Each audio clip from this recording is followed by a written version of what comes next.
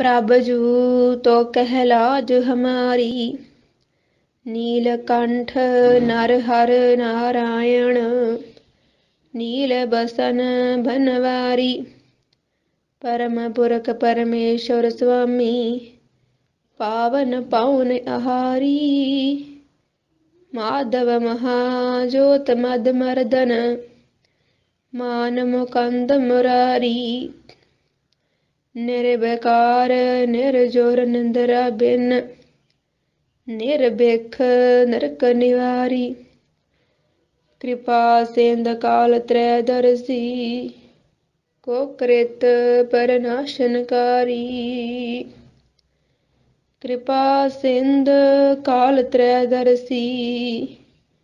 को कृत परनाशनकारी। सतनाम श्री वाहिगुरु साहिब जीओ। पातशाही दसवीं त्वै प्रसाद चलित्र छियानेवा। दोहरा मर्ग जहड़े के बिखै। एक पठानी नार। बैरम खां ताको रहै। भरतात सुबकार। मर्ग जोहड़े के बिखै। एक पठानी नार। बैरम खां ताको रहै। भरतात सुबकार। सो गुरु प्यारी साध संगत जी, आप जी सरवण कर रहे हो। धन धन सतगुरु श्री गुरु ग्रंथ साहिब महाराज जी की अपार रहमत ते बख्शिश के नाल श्री चरित्रोपाख्यान जो धन धन साहिब श्री गुरु गोबिंद सिंह साहिब जी की महान रचना श्री दसम ग्रंथ साहिब जी की पावन गुरबाणी जिस दी विचार आप जी लड़ीवार सरवण कर रहे हो। सो सतगुर जी की कृपा नाल हुण तक जो 95 चरित्र हैं विचार सहत हो चुके हैं। सो अज जो 96 नंबर चरित्र है जिसका नाम है गोहरा। उस दी विचार सतगुरु जी की कृपा बख्शिश दे नाल करनी है। तां ते गरीब नवाज पातशाह बचन बख्शिश करते ने। दोहरा मर्ग जोहड़े के दिखै। एक पठानी नार। बैरम खां ताको रहै। भरता अत सुबकार। साहब जी बचन फरमाਉਂਦੇ ने कि मर्ग जोहड़ा एक पिंड सी नगर सी जिथे एक पठान की घरवाली रहिंदी सी तो उसके घर वाले पठान का नाम सी बैरम खां जो बहुत ही चंगे काम करता रहिंदा सी। तवन पठानी को हुतो नाम गौहरा राय। उसदी पठानी भाव की घरवाली बैरम खां पठान की घरवाली का नाम से गौहरा राय। जान कनक की पुत्र का बिधना रची बनाए। ते वो इतनी सुंदर सी कि सोने दी देही समान वो सुंदर प्रतीत हुंदी सी। ਉਹਦਾ शरीर जिहड़ा सुंदरता सोने दी न्याई सी कि परमात्मा ने इस प्रकार दे नाल उन्हें सुंदर स्वरूप बख्शिया होया सी। आर बल कै आवत पहे तापै अत दल जोर। दह जाहे निगार कै लै है देश मरोर।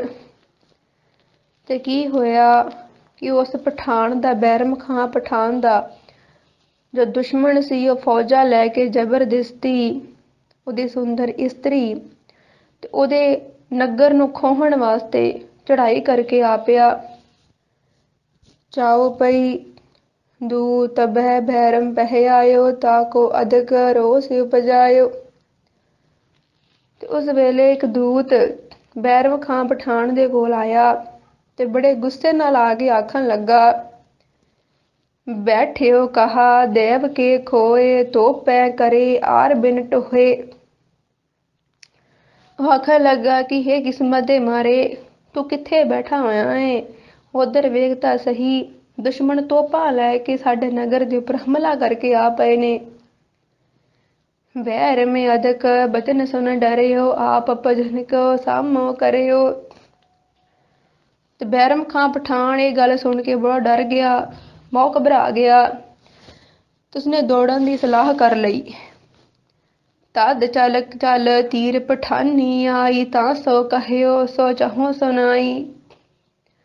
ਤੇ ਇਹ ਵੇਖ ਕਰਕੇ ਕਿ ਬੈਰਮ ਖਾਂ ਦੁਸ਼ਮਣ ਤੋਂ ਡਰ ਗਿਆ ਹੈ, ਭੱਜਣ ਦੀ ਸਲਾਹ ਕਰ ਰਿਹਾ ਹੈ, ਉਸ ਵੇਲੇ ਦੀ ਘਰ ਵਾਲੀ ਗਹੁਰਾ ਰਾਏ ਪਠਾਣੀ ਦੇ ਕੋਲ ਚੱਲ ਕੇ ਆਈ ਤੇ ਆਖਣ ਲੱਗੀ, दोहरा तोर पिता ऐसो हुतो, जाको जग में नाम, तू का तरे ऐसो पह्यो, छाड़ चलियो संग्राम। आखन लगी, तुहाडे पिता तां जग दे विच बहुत नाम सी, ਉਹ ਤਾਂ बहुत ਦਲੇਰ ਸਨ, ਜੰਗ ਦੇ ਵਿੱਚ ਸਾਹਮਣੇ ਹੋ ਕੇ ਯੁੱਧ ਕਰਦੇ ਸਨ, ਪਰ ਤੂੰ ਇਵੇਂ ਦਾ ਡਰਪੋਕ ਕਿਉਂ ਹੈ ਕਿ ਇਉਂ ਦੁਸ਼ਮਣ ਚੜ ਕੇ ਆ ਰਿਹਾ ਹੋਵੇ, ਤੂੰ ਡਰ ਦਾ ਮਾਰਾ ਲੜਾਈ ਕਰਨ ਤੋਂ ਭੱਜ ਰਿਹਾ ਹੈ। ਇਹ ਬਹੁਤ ਹੀ ਸ਼ਰਮ ਵਾਲੀ ਗੱਲ ਹੈ। ਚਾਓ ਬਈ ਆਪਣੀ ਪਗਿਆ ਮੌਕ ਹਦੀਜੈ, ਮੇਰੀ ਪਹਿਰ ਇਜ਼ਾਰ ਹੈ ਲੀਜੈ। ਆਖਣ ਲੱਗੀ, ਏਦਾਂ ਕਰੋ, ਤੁਸੀਂ ਆਪਣੀ ਪੱਗ ਮੈਨੂੰ ਦੇ ਦਿਓ ਤੇ ਮੇਰੀ ਸਲਵਾਰ ਆਪ ਪਹਿਨ ਲੈ। जब मैं शस्त्र तिहारो तरहूं, टूक टूक बैरन के करहूं। जिस वेले मैं तुहाडे शस्त्र पहन लवांगी ते उस वेले तेरा दुश्मन है, वैरी चढ़ के आया, वैरी दल चढ़ के आया है, सब दे ही मैं टोटे टोटे कर देवांगी। इयों कह पत पोहरे दीनो, ताके शीन आदुदन लीनो। ते इयों कह के उन्हें अपने पति बैरम खां पठान नूं ਭੋਰੇ ਵਿੱਚ ਪਾ ਦਿੱਤਾ ਤੇ ਆਪਦੇ ਸਾਰੇ ਹਥਿਆਰ ਖੋਹ ਲਏ। ਸ਼ਸਤਰ ਬਾਂਧ ਨਰ ਭੇਖ ਬਨਾਇਓ, ਪਹਿਰ ਕਵਚ ਧੁੰਦ ਵੀ ਬਜਾਇਓ। ਸ਼ਸਤਰ ਪਹਿਨ ਕੇ ਆਪ ਉਸਨੇ ਆਪਣਾ ਭੇਸ ਮਰਦਾਂ ਵਾਲਾ ਬਣਾ ਲਿਆ, ਸੰਜੋਆਂ ਪਹਿਨ ਕੇ ਨਗਾਰੇ ਵਜਾ ਦਿੱਤੇ ਹਨ। ਦੋਹਰਾ ਸੈਨ ਸਕਲ ਲੈ ਕੇ ਚੜੀ, ਸੂਰਨ ਸਕਲ ਜਤਾਏ। ਤੇ ਸਾਰੀ ਫੌਜ ਆਪਣੇ ਨਾਲ ਲੈ ਕੇ ਉਹ ਦੁਸ਼ਮਣਾਂ ਦੇ ਉੱਪਰ ਚੜ ਪਈ ਤੇ ਸਾਰਿਆਂ ਸੂਰਮਿਆਂ ਨੂੰ ਇਹ ਪ੍ਰਗਟ ਕਰਕੇ ਦੱਸ ਦਿੱਤਾ, ਬੈਰਮ ਖਾਂ ਮੁਹਿ ਪ੍ਰੀਤ ਕਉ, ਬੀਰਾ ਦਇਓ ਬੁਲਾਏ। ਆਪਣੀ ਸਾਰੀ ਫੌਜ ਨੂੰ ਇਉਂ ਆਖਿਆ ਕਿ ਬੈਰਮ ਖਾਂ ਨੇ ਮੈਨੂੰ ਇਹ ਜੰਗ ਕਰਨ ਦਾ ਸਾਰੀ ਜ਼ਿੰਮੇਵਾਰੀ, ਜੋ ਸਾਰੇ ਫਰਜ਼ ਹਨ, ਜ਼ਿੰਮੇਵਾਰੀ ਜਿਹੜੀ ਹੈ ਉਹ ਮੈਨੂੰ ਸੌਂਪੀ ਹੈ ਤੇ ਸਾਰੇ ਹੀ ਮੇਰੇ ਅਧੀਨ ਕੰਮ ਕਰਨਗੇ। ਚਾਓ ਬਈ ਸੈਨਾ ਸਕਲ ਸੰਗ ਲੈ ਤਹਾਈ, ਬਾਂਧੇ ਗੋਲ ਸਾਹਮਣੇ ਆਈ। ਤੇ ਇਉਂ ਸਾਰੀ ਸੈਨਾ ਆਪਣੇ ਨਾਲ ਲੈ ਕਰਕੇ ਉਹ ਹਮਲਾ ਕਰਨ ਵਾਸਤੇ ਚੜੀ ਤੇ ਸੈਨਾ ਦਾ ਗੋਰ ਘੇਲਾ ਬਣਾ ਕਰਕੇ ਦੁਸ਼ਮਣ ਦੇ ਸਾਹਮਣੇ ਆ ਗਈ ਹੈ। बैरम खां एक भृत पठायो, मौक हजीत तब आगे जायो। ਤੇ ਉਹ ਆਖਿਰ ਬੈਰਮ ਖਾਂ ਪਠਾਨ ਵੱਲੋਂ ਬੈਰਮ ਖਾਂ ਪਠਾਨ ਦੇ ਵੱਲੋਂ ਆਪਣੇ ਆਪ ਨੂੰ ਕਹਿ ਕੇ ਇਉਂ ਆਖਣ ਲੱਗੀ, ਦੁਸ਼ਮਣਾਂ ਨੂੰ ਵੰਗਾਰ ਕੇ ਆਖਣ ਲੱਗੀ ਕਿ ਮੈਨੂੰ ਬੈਰਮ ਖਾਂ ਪਠਾਨ ਨੇ ਆਪਣਾ ਨੌਕਰ ਕਰਕੇ ਭੇਜਿਆ ਹੈ, ਆਪਣਾ ਦੂਤ ਕਰਕੇ ਭੇਜਿਆ ਹੈ, ਸਿਪਾਹੀ ਬਣਾ ਕਰਕੇ ਭੇਜਿਆ ਹੈ। ਇਸ ਕਰਕੇ ਜਿਹੜਾ ਇਸ ਨੌਕਰ ਨੂੰ ਜਿੱਤ ਲਵੇਗਾ ਉਹੀ ਬੈਰਮ ਖਾਂ ਤੱਕ ਜਾ ਸਕਦਾ ਹੈ। ਇਹੋ ਸੁਨ ਸੂਰ ਸਕਲ ਰਿਸ ਭਰੇ, ਭਾਂਤ ਭਾਂਤ ਕੇ ਆਯੁਧ ਧਰੇ। ਤੇ ਇਹ ਗੱਲ ਸੁਣ ਕੇ ਸਾਰੇ ਹੀ ਸੂਰਮੇ ਜਿਹੜੇ ਸੀ ਵਿਰੋਧੀ ਦਲ ਦੇ ਗੁੱਸੇ ਨਾਲ ਭਰ ਉੱਠੇ ਤੇ ਕਈ ਪ੍ਰਕਾਰ ਦੇ ਆਪਣੇ ਹਥਿਆਰ ਜਿਹੜੇ ਸੀ ਉਹਨਾਂ ਨੇ ਹੱਥਾਂ ਵਿੱਚ ਧਾਰਨ ਕਰ ਲਏ। ਤਾਂ ਕੋ ਘੇਰ ਦਸੋ ਦਿਸ ਆਏ, ਤਾਨ ਕਮਾਨ ਬਾਣ ਚਲਾਏ। ਉਹਨਾਂ ਸਾਰਿਆਂ ਨੇ ਹੀ ਚਾਰਿਆਂ ਪਾਸਿਆਂ ਤੋਂ ਹੀ ਉਸ ਫੌਜ ਨੂੰ, ਭਾਵ ਕਿ ਉਹ ਜਿਹੜੀ ਇਸਤਰੀ ਸੀ ਗਹੁਰਾ ਰਾਏ ਜੋ ਮਰਦ ਦੇ ਭੇਸ ਵਿੱਚ ਸੀ, ਉਹਦੀ ਸੈਨਾ ਨੂੰ ਤੇ ਉਹਨੂੰ ਚਾਰੇ ਪਾਸਿਓਂ ਦੋ ਦੁਸ਼ਮਣਾਂ ਦੀ ਫੌਜ ਨੇ ਘੇਰਾ ਪਾ ਲਿਆ ਤੇ ਆਪਣੀ ਕਮਾਨਾਂ ਕੱਸ ਕੱਸ ਕੇ ਤੀਰ ਚਲਾਉਣ ਲੱਗ ਪਏ। ਦੋਹਰਾ ਹਸ ਫਾਂਸੀ ਧਰ ਸਿਪਰ ਲੈ, ਗੁਰਜ ਗੁਫਨ ਲੈ ਹਾਥ। ਗਿਰ ਗਿਰ ਗੇ ਜੋਧਾ ਧਰਨ, ਵਿਧੇ ਬਰਸ਼ੀਅਨ ਸਾਥ। ਤੇ ਕਿਸੇ ਨੇ ਆਪਣੇ ਹੱਥ ਵਿੱਚ ਤਲਵਾਰ ਫੜੀ ਸੀ, ਕਿਸੇ ਨੇ ਬਰਸ਼ੀ ਫੜੀ ਹੋਈ ਸੀ। ਕੋਈ ਆਪਣੇ ਹੱਥਾਂ ਵਿੱਚ ਗੁਰਜ ਲੈ ਕੇ ਹਮਲਾ ਕਰਦਾ ਸੀ, ਹੱਲਾ ਕਰਦਾ ਸੀ ਤੇ ਇਉਂ ਘਮਸਾਨ ਦਾ ਯੁੱਧ ਹੋ ਰਿਹਾ ਸੀ। ਜਿਸ ਘਮਸਾਨ ਯੁੱਧ ਦੇ ਵਿੱਚ ਪਹਾੜਾਂ ਦੇ ਸਮਾਨ ਸੂਰਮੇ ਬਰਸ਼ੀਆਂ ਦੇ ਨਾਲ ਹੀ ਆਖਰ ਵਿੰਨੇ ਗਏ। ਭੁਜੰਗ ਛੰਦ ਲਏ ਹਾਥ ਸੈਥੀ ਅਰਬ ਖਰਬ ਤਾਏ, ਬੰਦੇ ਗੋਲ ਹਾਠੇ ਹੱਠੀ ਖੇਤ ਆਏ। ਹੱਥਾਂ ਵਿੱਚ ਕਿਰਪਾਨਾਂ ਫੜੀ ਕਈ ਸੂਰਮੇ ਯੁੱਧ ਮੈਦਾਨ ਦੇ ਵਿੱਚ ਆਏ ਤੇ ਗੋਲ ਘੇਰਾ ਬਣਾ ਕੇ ਹੱਠ ਦੇ ਨਾਲ ਯੁੱਧ ਕਰਨ ਲੱਗੇ। ਮਹਾਕੋਪ ਕੇ ਬਾਲ ਕੇ ਤੀਰ ਟੂਕੇ, ਦੂਹੂ ਔਰ ਤੇ ਮਾਰ ਹੀ ਮਾਰ ਕੂਕੇ। ਤੇ ਉਹ ਗੁੱਸੇ ਨਾਲ ਇਸਤਰੀ ਦੇ ਤੀਰ ਮਾਰਨ ਲੱਗੇ ਤੇ ਦੋਹਾਂ ਪਾਸਿਆਂ ਤੋਂ ਹੀ ਮਾਰੋ ਮਾਰੋ ਇਉਂ ਕੂਕਣ ਦੀਆਂ ਆਵਾਜ਼ਾਂ ਆਉਣ ਲੱਗ ਪਈਆਂ। ਸਵਈਆ ਸ਼ੋਰ ਨਿਸ਼ਾਸਨ ਕੇ ਫਰਰੇ, ਭੱਟ ਢੋਲ ਟਮਾਕਨ ਦੈ ਕਰ ਟੂਕੇ। ਢਾਲਨ ਕਉ ਗਹਿ ਕੇ ਕਰ ਪੀਤਰ, ਮਾਰ ਹੀ ਮਾਰ ਦਸੋਂ ਦਸ ਕੂਕੇ। ਤੇ ਇਉਂ ਸੂਰਮੇ ਦੋਹਾਂ ਪਾਸਿਆਂ ਤੋਂ ਹੀ ਆਪੋ ਆਪਣੇ ਝੰਡੇ ਚਲਾਉਂਦੇ, ਢੋਲ ਵਜਾਉਂਦੇ ਤੇ ਹੱਥਾਂ ਦੇ ਢਾਲਾਂ ਫੜ ਕੇ ਸੂਰਮੇ ਚਾਹੋਂ ਪਾਸਿਆਂ ਤੋਂ ਹੀ ਯੁੱਧ ਮੈਦਾਨ ਦੇ ਵਿੱਚ ਇੱਕ ਦੂਜੇ ਨੂੰ ਮਾਰੋ ਮਾਰੋ। ਇੱਧਰ ਜੋ ਦੋ ਦਲ ਬਣੇ ਹੋਏ ਸੀ, ਜੋ ਇਸਤਰੀ ਦੇ ਨਾਲ ਆਏ ਹੋਏ ਸਨ ਗੌਹਰਾ ਰਾਏ ਦੇ ਨਾਲ, ਇੱਧਰ ਦੀ ਸੈਨਾ ਦੂਜਿਆਂ ਨੂੰ ਆਖਦੀ ਸੀ ਕਿ ਮਾਰ ਦਿਓ ਮਾਰ ਦਿਓ। ਉਧਰ ਜੋ ਦੁਸ਼ਮਣ ਦੀ ਫੌਜ ਚੜ ਕੇ ਆਈ ਹੋਈ ਸੀ, ਉਹ ਦੂਜੇ ਪਾਸੋਂ ਕਿਲਕਾਰੀਆਂ ਮਰਦੇ ਸਨ ਕਿ ਇਹਨਾਂ ਨੂੰ ਮਾਰ ਦਿਓ ਮਾਰ ਦਿਓ। ਇਉਂ ਉਹਦੇ ਮੈਦਾਨ ਦੇ ਵਿੱਚ ਬੜਾ ਹੀ ਭਿਆਨਕ ਦ੍ਰਿਸ਼ ਯੁੱਧ ਵਾਲਾ ਬਣਿਆ ਹੋਇਆ ਸੀ। ਵਾਰ ਅਪਾਰ ਬਹੇ ਕਈ ਬਾਰ, ਗਏ ਛੁੱਟ ਕੰਚਨ ਕੋਟ ਕਨੂਕੇ। ਲੋਹ ਲੋਹਾਰ ਗੜਿਆ ਜਨਜਾਰ, ਉਠੈ ਇੱਕ ਬਾਰ ਤਰਨਾਰ ਪਪੂਕੇ। ਜਦ ਸੂਰਮਿਆਂ ਉੱਪਰ ਵਰਸ਼ਿਆਂ ਦੇ ਨਾਲ ਹਥਿਆਰਾਂ ਨਾਲ ਵਾਰ ਹੁੰਦੇ ਹਨ ਤੇ ਕਈ ਪ੍ਰਕਾਰ ਦੀਆਂ ਲਹੂ ਦੀਆਂ ਸੁਨਹਿਰੀ ਚਿੰਗਾੜੀਆਂ ਨਿਕਲਦੀਆਂ ਨੇ। ਸਰੀਰਾਂ ਦੇ ਵਿੱਚੋਂ ਸ਼ਸਤਰਾਂ ਦੇ ਵਾਰ ਹੋਣ ਨਾਲ ਖੂਨ ਦੀਆਂ ਸੁਨਹਿਰੀ ਚਿੰਗਾੜੀਆਂ ਨਿਕਲਦੀਆਂ ਨੇ। ਇਸ ਤਰ੍ਹਾਂ ਖੂਨ ਦੇ ਭੰਬਾਕੇ ਉੱਠਦੇ ਸਨ ਕਿ ਜਿਵੇਂ ਲੋਹਾਰ ਲੋਹੇ ਦੀ ਕੋਈ ਕੁੱਟ ਕੇ ਬਣਾ ਰਿਹਾ ਹੋਵੇ। ਕਿ ਇਉਂ ਸ਼ਸਤਰਾਂ ਦੇ ਵਾਰ ਹੋਣ ਦੇ ਨਾਲ ਸੂਰਮਿਆਂ ਦੇ ਸਰੀਰ ਵਿੱਚੋਂ ਖੂਨ ਦੇ ਭੰਬਾਕੇ, ਖੂਨ ਦੀਆਂ ਚਿੰਗਾੜੀਆਂ ਇਉਂ ਨਿਕਲਦੀਆਂ ਹਨ। ਭੁਜੰਗ ਛੰਦ ਗੁਰੀਏ ਖੇਲ ਮਹਮੰ, ਦਿਲੇ ਜਾਗ ਤਾਹੇ, ਦਾਉ ਜਾਈ ਅਪਰੀਦੀਏ ਕੋ ਪਿਆਏ। ਤੇ ਮਹਾਰਾਜ ਜੀ ਆਖਦੇ ਹਨ ਕਿ ਗੁਰੀਏ, ਮੁਹੰਮਦੀ, ਦੌਜਈ ਤੇ ਅਫਰੀਦੀ ਜਿਹੜੇ ਪਠਾਨ ਸਨ, ਇਹ ਪਠਾਨਾਂ ਦੀਆਂ ਜਾਤਾਂ ਦੇ ਨਾਮ ਹਨ ਕਿ ਇਹ ਸਾਰੇ ਹੀ ਜਾਤਾਂ ਦੇ ਪਠਾਨ ਜਿਹੜੇ ਹਨ ਬੜੇ ਗੁੱਸੇ ਨਾਲ ਰਣ ਮੈਦਾਨ ਵਿੱਚ ਯੁੱਧ ਕਰਨ ਲਈ ਆਏ ਨੇ। ਹਠੇ ਸੂਰ ਲੋਧੀ ਮਹਾਕੋਪ ਕਹਿ ਕੇ, ਪਰੇ ਆਨ ਕੇ ਬਾੜ ਵਾਰੀ ਨ ਲੈ ਕੇ। ਤੇ ਲੋਧੀ ਸੂਰਮੇ, ਲੋਧੀ ਜਾਤ ਦੇ ਸੂਰਮੇ ਜਿਹੜੇ ਹਨ ਬੜੇ ਹੱਠ ਦੇ ਨਾਲ ਲੜਨ ਲੱਗੇ ਹਨ। ਤਲਵਾਰਾਂ ਲੈ ਕੇ ਦੁਸ਼ਮਣਾਂ ਉੱਪਰ ਟੁੱਟ ਪਏ ਨੇ। ਭਰੀ ਬਾੜ ਵਾਰੀਨ ਕੀ ਮਾਰ ਪਹਰੀ, ਗਏ ਜੂਝ ਜੋਧਾ ਵੱਡਈ ਹੰਕਾਰੀ। ਮਹਾਮਾਰ ਬਾਨਾਨ ਕੀ ਗਾੜ ਐਸੀ, ਮਨੋ ਕੁਵਾਰ ਕੇ ਮੇਘ ਕੀ ਬ੍ਰਿਸ਼ਟ ਜੈਸੀ। ਮਹਾਰਾਜ ਜੀ ਆਖਦੇ ਹਨ ਕਿ ਇਉਂ ਸ਼ਸਤਰਾਂ ਨਾਲ ਭਾਰੀ ਕੱਟ ਵੱਢ ਹੋਣ ਦੇ ਨਾਲ ਕਈ ਵੱਡੇ ਵੱਡੇ ਹੰਕਾਰੀ ਸੂਰਮੇ ਯੁੱਧ ਮੈਦਾਨ ਦੇ ਵਿੱਚ ਭਿੜ ਪਏ ਹਨ। ਕਿੰਨੀ ਕੱਟ ਵੱਢ ਜ਼ਬਰਦਸਤ ਹੋ ਰਹੀ ਹੈ, ਫਿਰ ਵੀ ਉਹ ਹੰਕਾਰੀ ਸੂਰਮੇ, ਹੱਠੀ ਸੂਰਮੇ ਯੁੱਧ ਮੈਦਾਨ ਦੇ ਵਿੱਚੋਂ ਪਿੱਛੇ ਦੌੜਦੇ ਨਹੀਂ, ਸਗੋਂ ਸਾਹਮਣੇ ਹੋ ਕੇ ਸ਼ਸਤਰਾਂ ਦਾ ਵਾਰ ਕਰਦੇ ਹਨ ਤੇ ਸਾਹਮਣੇ ਹੋ ਕੇ ਸ਼ਸਤਰ ਦਾ ਵਾਰ ਸਹਾਰਦੇ ਵੀ ਨੇ। ਤੇ ਰਣ ਮੈਦਾਨ ਵਿੱਚ ਤੀਰ ਇੰਨੀ ਜ਼ੋਰ ਦੇ ਨਾਲ ਚੱਲਦੇ ਹਨ ਕਿ ਜਿਵੇਂ ਸਾਉਣ ਦੇ ਮਹੀਨੇ ਦੀ ਵਰਸ਼ਾ ਹੋ ਰਹੀ ਹੋਵੇ। ਜਿਵੇਂ ਸਾਉਣ ਮਹੀਨੇ ਵਿੱਚ ਬਹੁਤ ਤੇਜ਼ ਧਾਰ ਮੋਹਲੇਧਾਰ ਵਰਸ਼ਾ ਹੁੰਦੀ ਹੈ, ਤੇਜ਼ੀ ਨਾਲ ਜ਼ੋਰ ਨਾਲ ਹੁੰਦੀ ਹੈ, ਇਵੇਂ ਰਣ ਮੈਦਾਨ ਵਿੱਚ ਇਤਨੀ ਤੇਜ਼ੀ ਦੇ ਸਹਿਤ ਤੀਰ ਚੱਲਦੇ ਨੇ। ਪਰੇ ਆਨ ਜੋਧਾ ਚਾਹੂੰ ਔਰ ਪਹਰੇ, ਮਹਾਮਾਰ ਹੀ ਮਾਰ ਐਸੀ ਪੁਕਾਰੇ। ਤੇ ਚਾਰਾਂ ਪਾਸਿਆਂ ਤੋਂ ਹੀ ਸੂਰਮੇ ਜਿਹੜੇ ਹਨ ਡਟ ਕੇ ਆਣ ਪਏ ਹਨ, ਇੱਕ ਦੂਸਰੇ ਨੂੰ ਮਾਰੋ ਮਾਰੋ ਪੁਕਾਰਦੇ ਨੇ। ਹਟੇ ਨਾਹੇ ਛਤਰੀ ਛਕੇ ਸ਼ੋਭ ਐਸੇ, ਮਨੋ ਸਾਸਰੀ ਕਾਲ ਕੀ ਜਵਾਲ ਜੈਸੇ। ਜਿਹੜੇ ਖੱਤਰੀ ਸੂਰਮੇ ਹਨ ਉਹ ਕਾਲ ਦੀ ਜਵਾਲਾ ਦੇ ਸਾਹਮਣੇ, ਕਿ ਜਿਵੇਂ ਕਾਲ ਦੀ ਜਵਾਲਾ ਜਿਵੇਂ ਸਭ ਨੂੰ ਹੀ ਖਤਮ ਕਰ ਦਿੰਦੀ ਹੈ, ਮੌਤ ਦੇ ਮੂੰਹ ਤੇ ਲਪੇਟ ਲੈਂਦੀ ਹੈ, तिवें खतरी सूरमे ਜਿਹੜੇ ਹਨ ਬੜੇ ਹੀ ਨਿਡਰ ਹੋ ਕੇ ਇੱਕ ਦੂਸਰੇ ਦੀ ਮੌਤ ਬਣ ਕਰਕੇ ਦੁਸ਼ਮਣਾਂ ਦੀ ਮੌਤ ਬਣ ਕਰਕੇ ਸਾਹਮਣੇ ਆਉਂਦੇ ਹਨ, ਸ਼ਸਤਰ ਦਾ ਵਾਰ ਕਰਦੇ ਹਨ ਤੇ ਅਗਲੇ ਮੌਤ ਦੇ ਘਾਟ ਉਤਾਰ ਦਿੰਦੇ ਨੇ।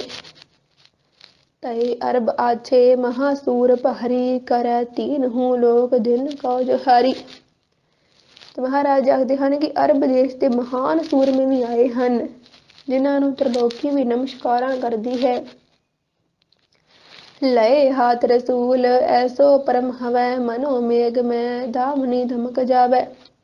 ਤੇ ਉਹਨਾਂ ਅਰਬੀ ਦੇਸ਼ ਦੇ ਮਹਾਨ ਸੂਰਮਿਆਂ ਨੇ ਆਪਣੇ ਹੱਥਾਂ ਦੇ ਵਿੱਚ ਤ੍ਰਿਸ਼ੂਲ ਫੜੇ ਹੋਏ ਹਨ ਤੇ ਇਉਂ ਤ੍ਰਿਸ਼ੂਲ ਨੂੰ ਆਪਣੇ ਹੱਥਾਂ ਵਿੱਚ ਨਚਾਉਂਦੇ ਨੇ ਜਿਵੇਂ ਬੱਦਲਾਂ ਦੇ ਵਿੱਚ ਬਿਜਲੀ ਚਮਕ ਰਹੀ ਹੋਵੇ। ਚਾਉ ਪਈ ਧਾਏ ਵੀਰ ਜੋਰ ਦਲ ਪਹਰੀ ਬਾਨਾ ਬੱਧੇ ਵੱਡੇ ਹੰਕਾਰੀ। ਤੇ ਵੱਡੀ ਸੈਨਾ ਸਹਿਤ ਅਰਬੀ ਦੇਸ਼ ਦੇ ਮਹਾਨ ਸੂਰਮੇ ਟੁੱਟ ਕੇ ਪੈ ਗਏ ਹਨ ਤੇ ਵੱਡੇ ਵੱਡੇ ਹੰਕਾਰੀ ਸੂਰਮਿਆਂ ਨੂੰ ਤੀਰਾਂ ਦੀ ਵਰਖਾ ਕਰਕੇ ਵਿੰਨ ਸੁੱਟਿਆ ਹੈ। ਤਾਨ ਤਨਹਿਅਨ ਬਾਣ ਚਲਾਵੈ ਬਾਂਦੇ ਗੋਲ ਸਾਹਮਣੇ ਆਵੈ। ਤੇ ਕਮਾਣਾ ਨੂੰ ਕੱਸ ਕੇ ਤੀਰ ਚਲਾਉਂਦੇ ਨੇ ਤੇ ਗੋਲ ਘੇਰਾ ਬਣ ਕੇ ਦੁਸ਼ਮਣ ਦੀ ਫੌਜ ਨੂੰ ਖਤਮ ਕਰਨ ਵਾਸਤੇ ਸਾਹਮਣੇ ਆਉਂਦੇ ਨੇ। ਜਬ ਅਬਲਾ ਵਹਿ ਨੈਣ ਨਿਹਾਰੇ ਭਾਂਤ ਭਾਂਤ ਕੇ ਸ਼ਸਤਰ ਪ੍ਰਹਾਰੇ।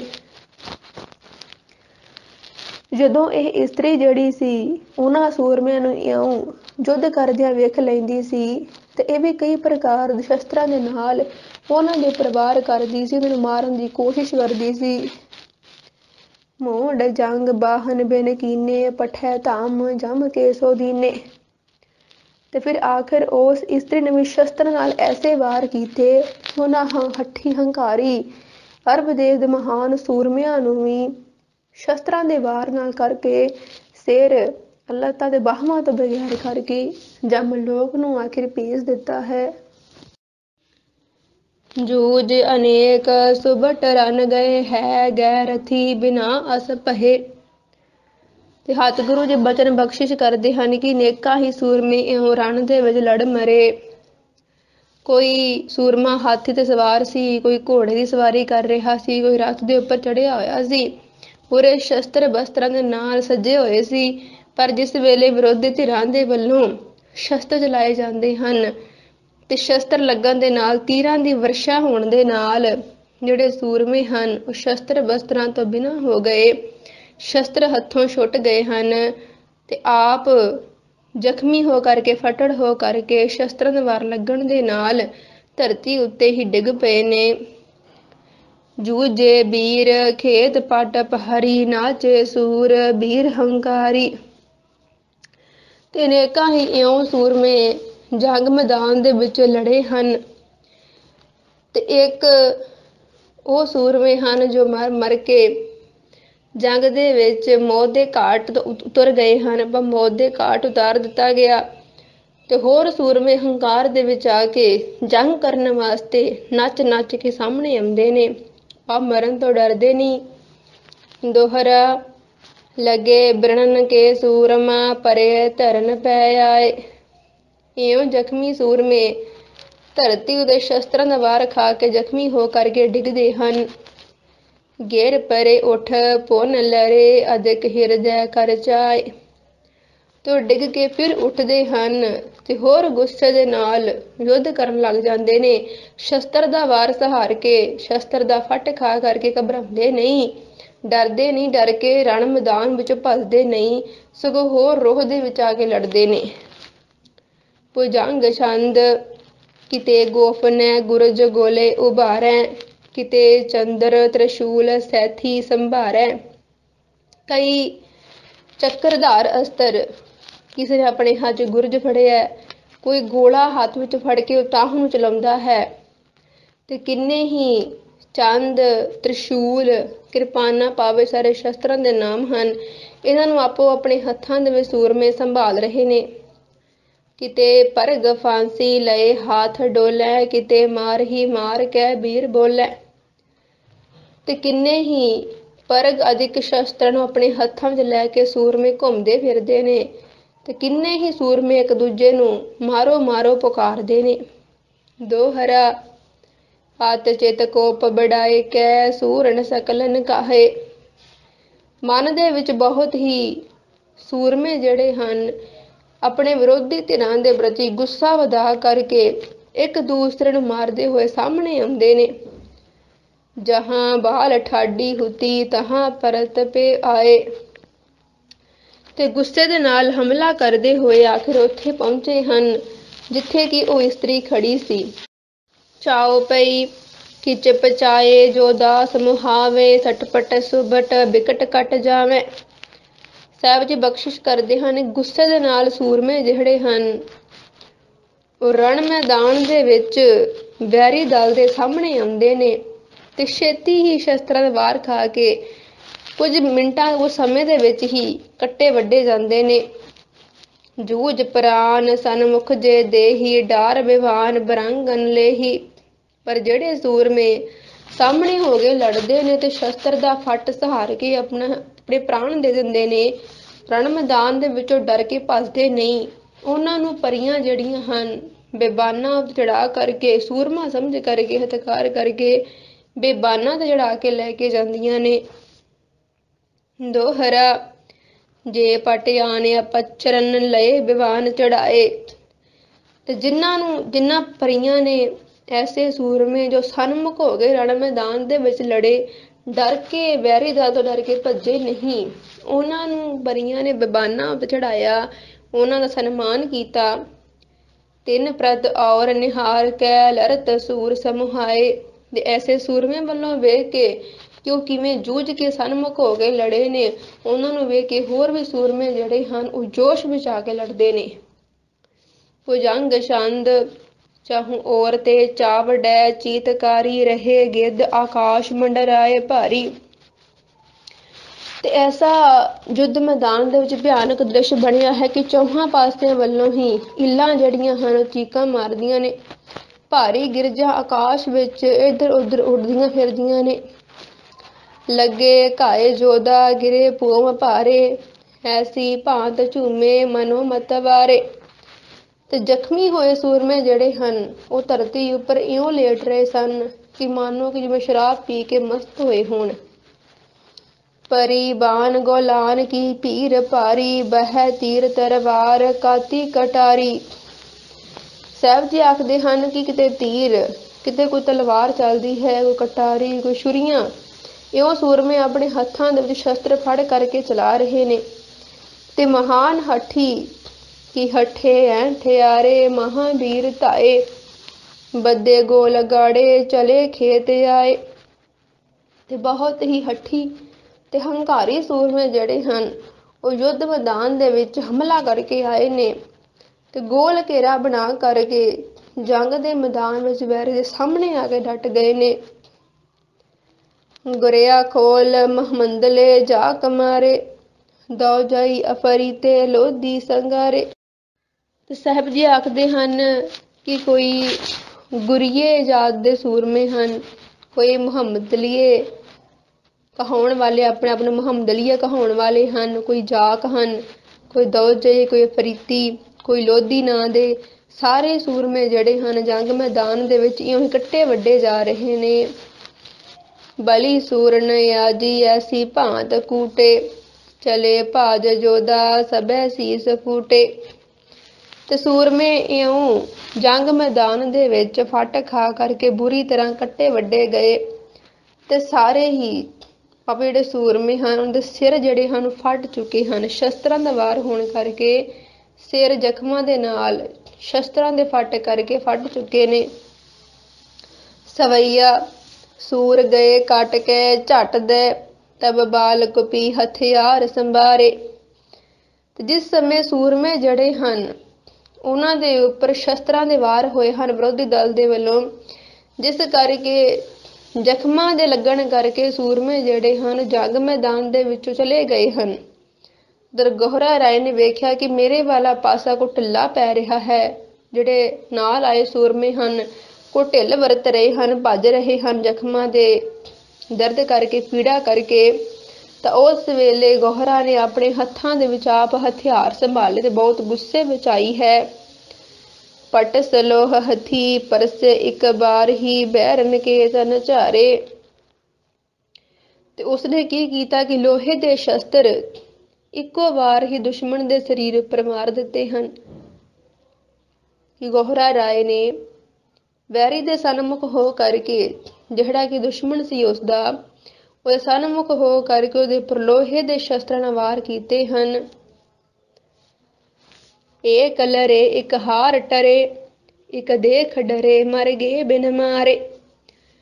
ਤੇ ਕਈ ਸਨਮੁਖ ਹੋ ਕੇ ਗੋਹਰਾ ਰਾਏ ਨਾਲ ਲੜੇ ਹਨ, ਕਈ ਹਾਰ ਕੇ ਡਿੱਗ ਪਏ ਹਨ ਤੇ ਕਈ ਉਸ ਤੋਂ ਡਰਦੇ ਹੋਏ ਟਲ ਕੇ ਪਿਛਾਂਹ ਨੂੰ ਹਟ ਗਏ ਹਨ ਕਈ ਸੂਰਮੇ, ਤੇ ਕਈ ਬਿਨਾਂ ਮਾਰੇ ਹੀ ਸ਼ਸਤਰ ਦਾ ਵਾਰ ਲੱਗਣ ਤੋਂ ਬਿਨਾਂ ਹੀ ਮਰ ਗਏ ਹਨ, ਭਾਵ ਡਰ ਗਏ ਹਨ। ਵੀਰ ਕਰੋਰ ਸਰਾਸਨ ਸ਼ੋਰ ਦ੍ਰਿੜਾਨ ਕਤੋਰ ਸਵਾਨ ਨ ਡਾਰੇ। ਤੇ ਕਰੋੜਾਂ ਹੀ ਸੂਰਮੇ, ਕਿਉਂਕਿ ਜਦ ਇਉਂ ਉਹਨਾਂ ਜੋ ਮੁਖੀ ਸੀ, ਜੋ ਜਿਸ ਮੁਖੀ ਦੀ ਅਗਵਾਈ ਦੇ ਹੇਠਾਂ ਉਹ ਸਾਰੇ ਸੂਰਮੇ ਆਏ ਹੋਏ ਸੀ, ਜਦ ਉਸ ਮੁਖੀ ਨੂੰ ਹੀ ਗੋਹਰਾ ਰਾਏ ਨੇ ਸ਼ਸਤਰਾਂ ਦੇ ਨਾਲ ਵਿੰਨ੍ਹ ਦਿੱਤਾ ਤਾਂ ਉਸ ਵੇਲੇ ਉਹਦੇ ਪੱਖ ਦੇ ਸੂਰਮੇ ਸਨ, ਉਹਦੇ ਵੱਲੋਂ ਲੜ ਰਹੇ ਸਨ, ਉਹਨਾਂ ਦਾ ਹੌਸਲਾ ਕੋਈ ਟੁੱਟ ਗਿਆ ਤੇ ਕਰੋੜਾਂ ਹੀ ਸੂਰਮੇ ਡਰ ਦੇ ਮਾਰੇ ਆਪਣੇ ਤੀਰ ਕਮਾਨ ਛੱਡ ਕੇ ਤੇ ਘਾਹ ਦੀਆਂ ਤਿੜਾਂ ਆਪਣੇ ਮੂੰਹ ਦੇ ਵਿੱਚ ਪਾ ਕਰਕੇ ਹਾਰ ਮੰਨ ਰਹੇ ਸਨ, ਭਾਵ ਉਹਦੇ ਕੀ ਹੱਥ ਪੱਲਾ ਜੋੜ ਰਹੇ ਸਨ ਕਿ ਅਸੀਂ ਤੇਰੇ ਕੋਲੋਂ ਹਾਰ ਮੰਨਦੇ ਹਾਂ ਤੇ ਸਾਨੂੰ ਕੁਝ ਕਹੀ ਨਾ, ਅਸੀਂ ਤੇਰੇ ਉੱਪਰ ਸ਼ਸਤਰ ਦਾ ਵਾਰ ਕਰਨ ਦੇ ਯੋਗ ਨਹੀਂ, ਪਰ ਸਾਡੀ ਵੀ ਬੇਨਤੀ ਹੈ ਕਿ ਸਾਨੂੰ ਵੀ ਜਾਨੋਂ ਨਾ ਮਾਰਿਆ ਜਾਵੇ। ਚਾਉ ਪਈ ਕੋਪੇ ਅਰ ਬਲੋਕ ਤਬ ਪਾਰੇ ਧੁੰਦ ਪਚਲੇ ਬਜਾਏ ਨਗਾਰੇ। ਦੁਸ਼ਮਣ ਜਿਹੜਾ ਸੀ, ਭਾਵ ਕਿ ਭਾਵੇਂ ਕਿ ਉਹਦੇ ਸ਼ਸਤਰਾਂ ਦੇ ਵਾਰ ਸਰੀਰ ਉੱਪਰ ਲੱਗੇ ਹੋਏ ਸੀ, ਪਰ ਫਿਰ ਵੀ ਉਹ ਵੇਖ ਕੇ ਬਹੁਤ ਗੁੱਸੇ ਵਿੱਚ ਆਇਆ। ਉਹ ਗੁੱਸੇ ਵਿੱਚ ਆਇਆ ਕਿ ਮੇਰੀ ਸੈਨਾ ਜਿਹੜੀ ਹੈ ਉਹ ਡਰ ਕੇ ਹੀ ਕਿ ਮੈਨੂੰ ਸ਼ਸਤਰਾਂ ਦੇ ਵਾਰ ਲੱਗ ਗਏ ਹਨ ਇਸ ਗੋਹਰਾ ਰਾਏ ਦੇ ਕਰਕੇ, ਭਾਵੇਂ ਕਿ ਉਹ ਨਹੀਂ ਜਾਣਦਾ ਸੀ ਕਿ ਪਠਾਨ ਦੀ ਘਰਵਾਲੀ ਹੈ, ਪਰ ਇੱਕ ਦਾਸ ਸਮਝਦਾ ਸੀ ਕਿ ਇਹ ਤਾਂ ਬੈਰਮ ਖਾਨ ਦਾ ਨੌਕਰ ਹੈ। ਤੇ ਫਿਰ ਉਸਨੇ ਵੇਖਿਆ ਕਿ ਮੇਰੇ ਪੱਖ ਵਾਲੇ ਸੂਰਮੇ ਜਿਹੜੇ ਹਨ ਉਹ ਡਰਪੋਕ ਬਣ ਕਰਕੇ ਭੱਜ ਰਹੇ ਨੇ। ਧੁੰਦ ਪਚਲੇ ਬਜਾਏ ਨਗਾਰੇ। ਤੇ ਆਖਰ ਜਿਹੜਾ ਦੁਸ਼ਮਣ ਸੀ, ਜੋ ਮੁਖੀ ਸੀ ਸਭਨਾਂ ਦਾ, ਉਹ ਢੋਲ ਨਗਾਰੇ ਵਜਾਉਂਦਾ ਹੋਇਆ ਗਾਹ ਤੁਰਿਆ। ਟੂਟੇ ਚਹੂੰ ਔਰ ਰਿਸ ਕਹਿ ਕੇ ਭਾਂਤ ਭਾਂਤ ਕੇ ਆਯੁਧ ਲੈ ਕੇ। ਉਸਨੇ ਇੱਕ ਵਾਰੀ ਫਿਰ ਆਪਣੇ ਜੋ ਨਾਲ ਆਏ ਸੂਰਮੇ ਸਨ, ਸੂਰਬੀਰ ਸਨ, ਉਹਨਾਂ ਦੀ ਅਣਖ ਨੂੰ, ਗੈਰਤ ਨੂੰ ਵੰਗਾਰਿਆ ਤੇ ਕਈ ਪ੍ਰਕਾਰ ਦੇ ਨਾਲ ਅਸਤਰ ਸ਼ਸਤਰ ਲੈ ਕਰਕੇ ਚੌਹਾਂ ਪਾਸਿਆਂ ਨਾਲ ਉਹ ਯੁੱਧ ਕਰਨ ਵਾਸਤੇ ਗੁੱਸੇ ਦੇ ਨਾਲ ਆ ਕੇ ਟੁੱਟ ਪਿਆ ਹੈ। ਦੋਹਰਾ ਬਜਰਬਾਨ ਬਿਛੂਆ ਬਸਿੱਖ ਬਰਸਿਓ ਸਾਰੇ ਅਪਾਰ। ਤੇ ਮਹਾਰਾਜ ਜੀ ਆਖਦੇ ਹਨ ਕਿ ਬਜਰਬਾਨ, ਬਿਛੂਆ ਤੇ ਬਸਿੱਖ ਨਾਂ ਦੇ ਤੀਰ ਜਿਹੜੇ ਹਨ ਉਹ ਵੱਡੀ ਗਿਣਤੀ ਵਿੱਚ ਵਰਨ ਲੱਗ ਪਏ ਹਨ। ਊਚ ਨੀਚ ਕਾਇਰ ਸੁਬਟ ਸਭ ਕੀਨੇ ਇਕਸਾਰ। ਕਿ ਉਸ ਜੋ ਵਿਰੋਧੀ ਦਲ ਦਾ ਮੁਖੀ ਸੀ, ਭਾਵ ਜਿਹੜਾ ਬੈਰਮ ਖਾਨ ਦੇ ਉੱਪਰ ਚੜਾਈ ਕਰਕੇ ਆਇਆ ਹੋਇਆ ਸੀ, ਬੈਰਮ ਖਾਨ ਦਾ ਦੁਸ਼ਮਣ, ਉਹਨੇ ਇਉਂ ਆਪਣੇ ਸੂਰਮਿਆਂ ਨੂੰ ਵੰਗਾਰਿਆ ਹੈ ਕਿ ਜਿੰਨੇ ਵੀ ਉੱਚੇ ਨੀਵੇਂ ਡਰਪੋਕ ਸੂਰਮੇ ਸਨ, ਇੱਕੋ ਜਿਹੇ ਦਲੇਰ ਬਣਾ ਲਏ ਹਨ ਕਿ ਉਹਨਾਂ ਦੇ ਵਿੱਚ ਜੋਸ਼ ਭਰ ਕੇ ਉਹਨਾਂ ਨੂੰ ਵਧੀਆ ਤੋਂ ਵਧੀਆ ਜਿਹੜੇ ਬਣੇ ਹੋਏ ਹਥਿਆਰ ਸਨ, ਸ਼ਸਤਰ ਸਨ, ਉਹਨਾਂ ਦੇ ਨਾਲ ਤਿਆਰ ਕਰਵਾ ਕਰਕੇ ਇੱਕ ਵਾਰੀ ਫਿਰ ਜੰਗ ਮੈਦਾਨ ਦੇ ਵਿੱਚ ਜੂਝਣ ਵਾਸਤੇ ਪੂਰੇ ਜੋਸ਼ ਦੇ ਨਾਲ ਤਿਆਰ ਕਰ ਲਿਆ ਹੈ। ਚਾਉ ਪਈ ਐਸੀ ਭਾਂਤ ਖੇਲ ਜਬ ਪਰਿਓ ਅਰਬ ਰਾਏ ਕੋ ਬਚਨ ਉਜਰਿਓ। ਜਦੋਂ ਇਵੇਂ ਦਾ ਫਿਰ ਯੁੱਧ ਹੋਣ ਲੱਗਾ, ਜਿਹੜਾ ਕਿ ਬੈਰਮ ਖਾਨ ਦਾ ਦੁਸ਼ਮਣ ਸੀ, ਜਿਹਦਾ ਨਾਮ ਸੀ ਅਰਬ ਰਾਏ, ਉਹ ਗੁੱਸੇ ਨਾਲ ਆਖਣ ਲੱਗਾ, ਜਾ ਕੋ ਜਿयत ਜਾਨ ਨਹੀਂ ਦੀਜੈ ਘੇਰ ਦਸੋ ਦਸਤੇ ਬਦ ਕੀਜੈ।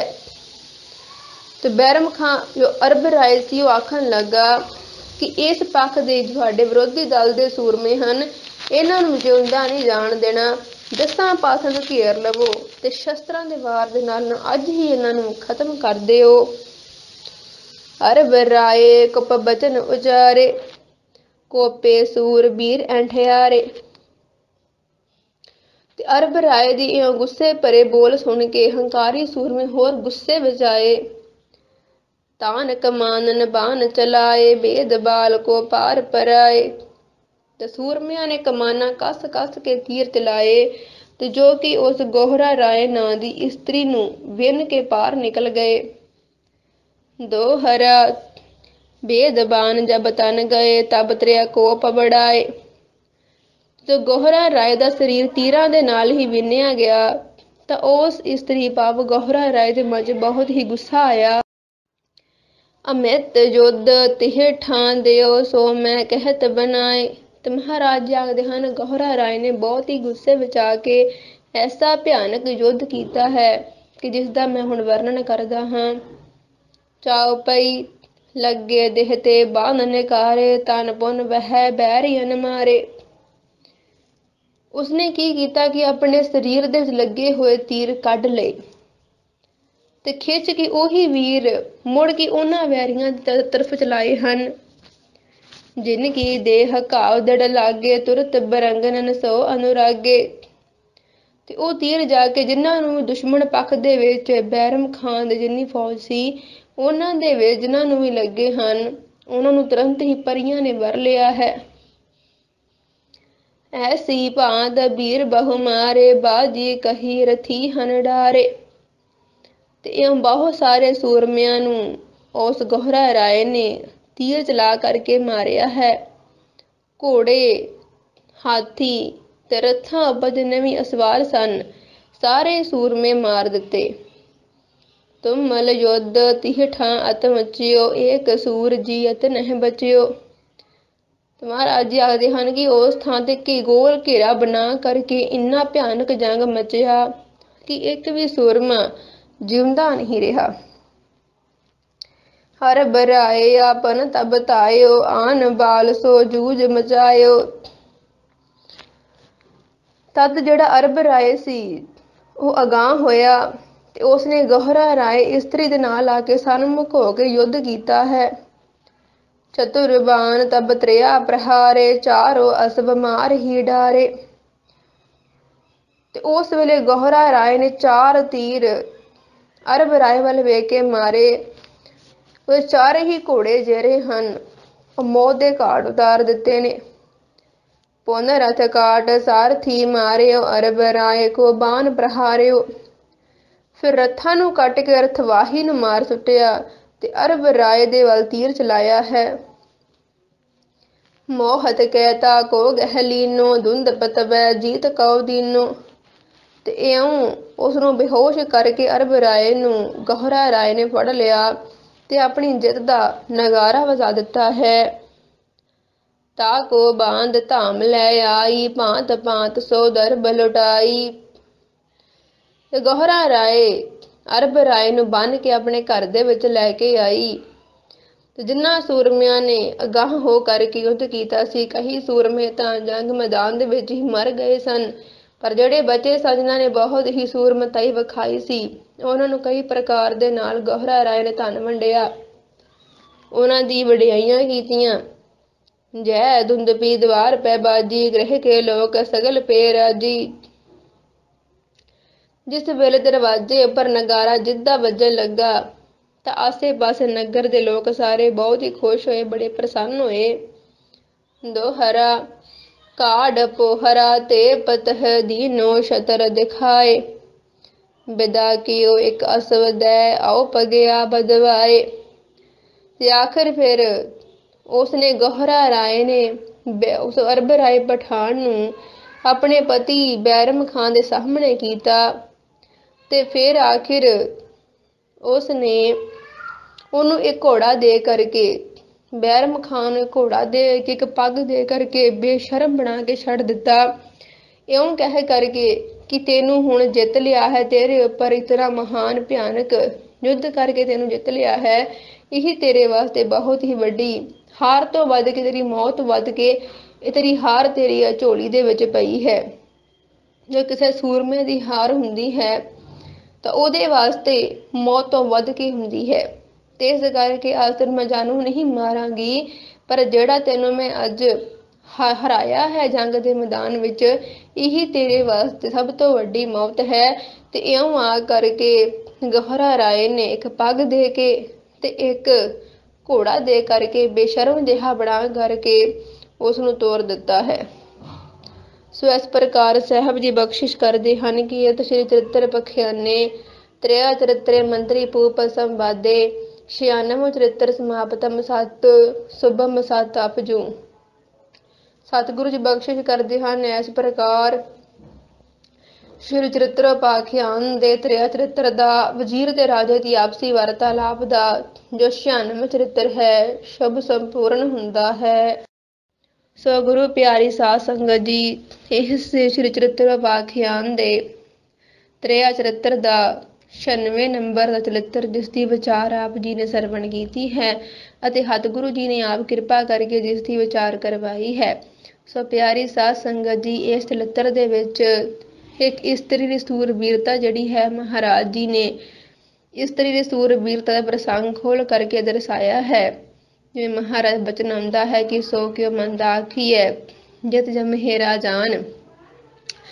ਵੇਖੋ ਮਹਾਰਾਜ ਜੀ ਨੇ ਜੇ ਬਚਨ ਬਖਸ਼ਿਸ਼ ਕੀਤੇ ਸਨ, ਇਸ ਦੇ ਬਹੁਤ ਹੀ ਗੁੱਝੇ ਭੇਦ ਹਨ, ਕਿਉਂਕਿ ਉਹਨਾਂ ਇਸਤਰੀਆਂ ਨੂੰ ਮਾੜਾ ਨਹੀਂ ਆਖਣਾ। ਮਹਾਰਾਜ ਉਹਨਾਂ ਵਾਸਤੇ ਬਚਨ ਫਰਮਾਇਆ ਹੈ ਜਿਹੜੀਆਂ ਇਸਤਰੀਆਂ ਸ਼ੁਭ ਕਰਮ ਕਰਦੀਆਂ ਹਨ, ਪਤੀ ਧਰਮ ਦੇ ਵਿੱਚ ਪ੍ਰਪੱਕ ਰਹਿੰਦੀਆਂ ਹਨ, ਆਪ ਆਪਣੀ ਗੈਰਤ ਵਾਸਤੇ, ਇੱਜ਼ਤ ਵਾਸਤੇ, ਅਣਖ ਵਾਸਤੇ ਲੜਦੀਆਂ ਨੇ, ਆਪਣੇ ਪਰਿਵਾਰ ਦੀ ਗੈਰਤ ਅਣਖ ਵਾਸਤੇ ਲੜਦੀਆਂ ਹਨ, ਧਰਮ ਦੀ ਖਾਤਰ ਲੜਦੀਆਂ ਹਨ, ਸੱਚਾਈ ਦੀ ਖਾਤਰ ਲੜਦੀਆਂ ਹਨ, ਜ਼ੁਲਮ ਦਾ ਡਟ ਕੇ ਮੁਕਾਬਲਾ ਕਰਦੀਆਂ ਹਨ। ਉਹਨਾਂ ਇਸਤਰੀਆਂ ਨੂੰ ਗੁਰਬਾਣੀ ਦੇ ਵਿੱਚ ਧੰਨ ਵੀ ਕਿਹਾ ਗਿਆ ਹੈ। ਪਰ ਜਿਹੜੀਆਂ ਇਸਤਰੀਆਂ ਪਤੀ ਧਰਮ ਤੋਂ ਉਲਟ ਹੋ ਕੇ ਚੱਲਦੀਆਂ ਹਨ, ਕਾਮ ਵਾਸਨਾ ਦੀ ਖਾਤਰ ਪਰਾਏ ਮਰਦਾਂ ਨਾਲ ਭੋਗ ਵਿਲਾਸ ਕਰਦੀਆਂ ਫਿਰਦੀਆਂ ਹਨ, ਉਹਨਾਂ ਨੂੰ ਗੁਰਬਾਣੀ ਦੇ ਲਾਂਤਾਂ ਪਾਈਆਂ ਗਈਆਂ ਹਨ। ਉਹ ਇਸਤਰੀਆਂ ਕੈਸੀਆਂ ਹੁੰਦੀਆਂ ਨੇ, ਉਹਨਾਂ ਦੇ ਪ੍ਰਸੰਗ ਚਰਿਤ੍ਰੋਪਾਖਿਆਨ ਦੇ ਵਿੱਚ ਖੋਲੇ ਗਏ ਹਨ ਵਿਸਥਾਰ ਦੇ ਸਹਿਤ। ਜਿਹੜੀਆਂ ਇਸਤਰੀਆਂ ਧੰਨ ਵੀ ਕਿਹਾ ਹੈ, ਜਿਨ੍ਹਾਂ ਇਸਤਰੀਆਂ ਨੂੰ ਵਡਿਆਇਆ ਹੈ, ਜੋ ਪਤੀ ਧਰਮ ਦੇ ਵਿੱਚ ਚੱਲਦੀਆਂ ਹਨ, ਜੋ ਇੱਜ਼ਤ ਗੈਰਤ ਦੀ ਖਾਤਰ ਲੜਦੀਆਂ ਹਨ, ਜ਼ੁਲਮ ਦਾ ਮੁਕਾਬਲਾ ਕਰਨ ਵਾਸਤੇ ਲੜਦੀਆਂ ਹਨ, ਉਹ ਇਸਤਰੀਆਂ ਕੈਸੀਆਂ ਹੁੰਦੀਆਂ ਹਨ ਜਿਹਨਾਂ ਨੂੰ ਗੁਰਬਾਣੀ ਧੰਨ ਕਹਿੰਦੀ ਹੈ। ਉਹਨਾਂ ਦਾ ਪ੍ਰਸੰਗ ਵੀ ਗੁਰੂ ਸਾਹਿਬ ਨੇ ਚਰਿਤ੍ਰੋਪਾਖਿਆਨ ਦੇ ਵਿੱਚ ਹੀ ਖੋਲ ਕਰਕੇ ਦਰਸਾਇਆ ਹੈ।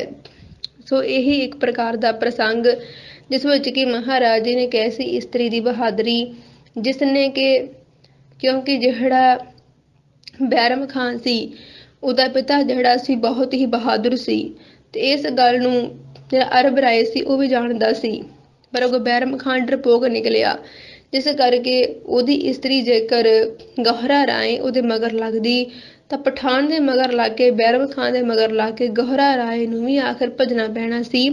ਦੋਵਾਂ ਜਣਿਆਂ ਨੇ ਹੀ ਇੱਕ ਨਿਡਰ ਸੂਰਮੇ ਦੀ ਕੁੱਲ ਦੇ ਵਿੱਚੋਂ ਹੋ ਕਰਕੇ ਦੋਹਾਂ ਨੂੰ ਹੀ ਡਰਪੋਕ ਹੋਣਾ ਪੈਣਾ ਸੀ। ਪਰ ਜਿਸ ਵੇਲੇ ਪਠਾਣੀ ਨੇ ਹਿੰਮਤ ਕੀਤੀ, ਗੋਹਰਾ ਰਾਏ ਨੇ ਹਿੰਮਤ ਕੀਤੀ, ਉਹਦੇ ਨਾਲ ਅਰਬ ਰਾਏ ਨਾਲ ਜੰਗ ਕੀਤਾ, ਜੰਗ ਕਰਕੇ ਉਸਨੂੰ ਹਰਾਇਆ ਤੇ ਆਪਣੀ ਕੁੱਲ ਦੀ ਆਨ ਸ਼ਾਨ ਕਾਇਮ ਰੱਖੀ, ਆਪਣੀ ਵੀ ਇੱਜ਼ਤ ਕਾਇਮ ਰੱਖੀ। ਜਿਸ ਗੋਹਰਾ ਰਾਏ ਪਰ ਉਹ ਅਰਬ ਰਾਏ ਜਿਹੜਾ ਸੀ ਗਲਤ ਨਿਗਾਹ ਰੱਖਦਾ ਸੀ, ਉਸ ਨੂੰ ਜਿੱਤਣਾ ਚਾਹੁੰਦਾ ਸੀ, ਉਹ ਦੇਸ਼ ਤੇ ਹਮਲਾ ਕਰਕੇ ਦੇਸ਼ ਨੂੰ ਪ੍ਰਾਪਤ ਕਰਨਾ ਚਾਹੁੰਦਾ ਸੀ, ਆਪਣੇ ਦੇਸ਼ ਨੂੰ, ਆਪਣੀ ਇੱਜ਼ਤ ਨੂੰ, ਆਪਣੇ ਕੁੱਲ ਦੀ ਇੱਜ਼ਤ ਨੂੰ, ਆਪਣੇ ਪਤੀ ਦੀ ਇੱਜ਼ਤ ਨੂੰ, ਆਨ ਸ਼ਾਨ ਨੂੰ ਕਾਇਮ ਰੱਖਣ ਵਾਸਤੇ ਉਸ ਗੋਹਰਾ ਰਾਏ ਨਾਂ ਦੀ ਇਸਤਰੀ ਨੇ ਜਿਵੇਂ ਦਾ ਵੀ ਆਪਣੀ ਸਿਆਣਪ, ਜਿਵੇਂ ਦਾ ਆਪਣਾ ਢੰਗ ਤਰੀਕਾ ਵਰਤਿਆ, ਉਸ ਨੂੰ ਗੁਰੂ ਸਾਹਿਬ ਜੀ ਨੇ ਬਹੁਤ ਹੀ ਸੋਹਣੇ ਢੰਗ ਦੇ ਨਾਲ ਇਸ ਚਰਿੱਤਰ ਦੇ ਰਾਹੀਂ ਸਮਝਾਉਣਾ ਕੀਤਾ ਹੈ ਤੇ ਐਸੀਆਂ ਇਸਤਰੀਆਂ ਨੂੰ ਮਹਾਰਾਜ ਜੀ ਨੇ ਧੰਨ ਆਖਿਆ ਹੈ। ਸੋ ਅਸੀਂ ਆਪਣੇ ਜੀਵਨ ਦੇ ਵਿੱਚ ਉਹਨਾਂ ਇਸਤਰੀਆਂ ਜੀਵਨ ਤੋਂ ਸੇਧ ਲੈਣੀ ਹੈ ਜਿਨ੍ਹਾਂ ਨੂੰ ਗੁਰਬਾਣੀ ਨੇ ਧੰਨ ਕਿਹਾ ਹੈ, ਜਿਨ੍ਹਾਂ ਨੂੰ ਲਾਹਨਤਾਂ ਪਾਈਆਂ ਹਨ। ਐਸੇ ਇਸਤਰੀਆਂ ਜੀਵਨ ਵੀ ਪੜ੍ਹ ਕਰਕੇ ਤੇ ਆਪਣੇ ਆਪ ਨੂੰ ਬਚਾਉਣਾ ਹੈ ਕਿ ਅਸੀਂ ਇਹਨਾਂ ਦੇ ਵਰਗੇ ਆਪਣੇ ਜੀਵਨ ਨਹੀਂ ਬਣਾਉਣੇ, ਕਿਉਂਕਿ ਇਹਨਾਂ ਨੂੰ ਤਾਂ ਸਮਾਜ 'ਚ ਲਾਹਨਤਾਂ ਪੈਂਦੀਆਂ ਨੇ, ਮਰ ਕੇ ਵੀ ਇਹਨਾਂ ਦੀ ਆਤਮਾ ਜੂਨਾ ਭਟਕਦੀ ਹੈ, ਦੁਖੀ ਹੁੰਦੀ ਹੈ, ਅਨੇਕਾਂ ਪ੍ਰਕਾਰ ਦੇ ਕਸ਼ਟ ਸਹਾਰਦੀ ਹੈ। ਪਰ ਐਸੀਆਂ ਇਸਤਰੀਆਂ ਜਿਨ੍ਹਾਂ ਨੇ ਆਪਣੇ ਜੀਵਨ ਦੇ ਵਿੱਚ ਇੱਜ਼ਤ ਗੈਰਤ ਪ੍ਰਾਪਤ ਕੀਤੀ, ਮਰ ਕੇ ਵੀ ਉਹ ਆਪਣੇ ਪ੍ਰਮਾਤਮਾ ਦੇ ਕੋਲ ਜਾ ਕਰਕੇ ਇੱਜ਼ਤ ਸਤਿਕਾਰ ਹੀ ਪ੍ਰਾਪਤ ਕਰਦੀਆਂ ਹਨ। ਸ਼ੁਭ ਕਰਮ ਕਰਨ ਵਾਲੀਆਂ, ਬੰਦਗੀਆਂ ਵਾਲੀਆਂ ਐਸੀਆਂ ਰੂਹਾਂ ਜਿਨ੍ਹਾਂ ਨੂੰ ਗੁਰਬਾਣੀ ਨੇ ਧੰਨ ਕਿਹਾ ਹੈ, ਉਹਨਾਂ ਦਾ ਜੀਵਨ ਕੈਸਾ ਹੁੰਦਾ ਹੈ, ਉਹਦੇ ਅਨੁਸਾਰ ਹੀ ਅਸੀਂ ਆਪਣਾ ਜੀਵਨ ਬਣਾਉਣਾ ਹੈ।